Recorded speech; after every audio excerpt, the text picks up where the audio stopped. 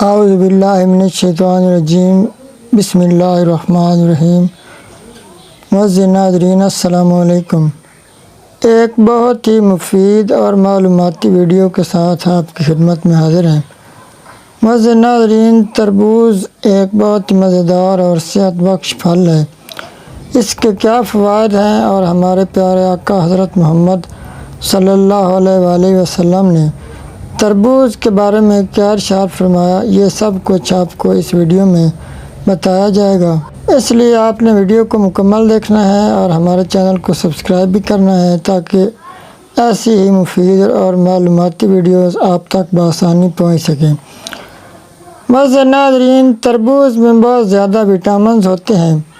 اگر کسی کا پیٹ پھول جاتا ہے تو وہ تربوز کھائے فوراً ٹھیک ہو جائے گا۔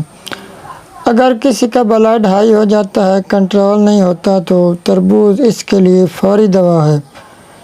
ایک گلاس تربوز کا شربت لیں، اس میں آدھا لیموں نچوڑیں اور پی لیں، انشاءاللہ تعالیٰ فوراً بلڈ نارمل ہو جائے گا۔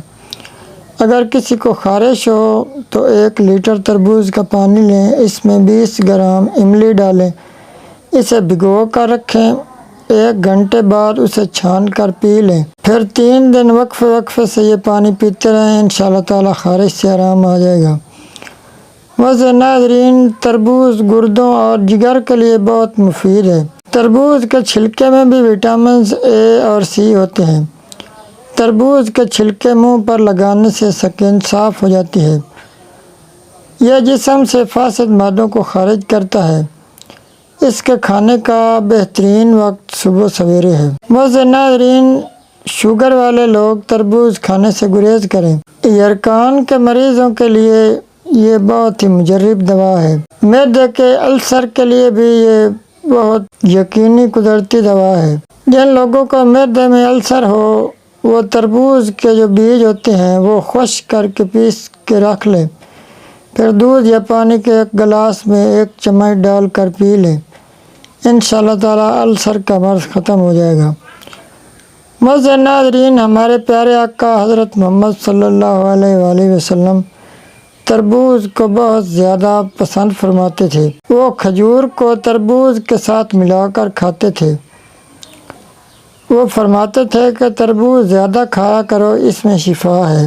معزز ناظرین، ان 2 باتوں کا خاص خیال رکھیں۔ نمبر 1، تربوز کے بعد کبھی پانی فوراً نہ پئیں، کم از کم 2 گھنٹے کے بعد پانی پئیں۔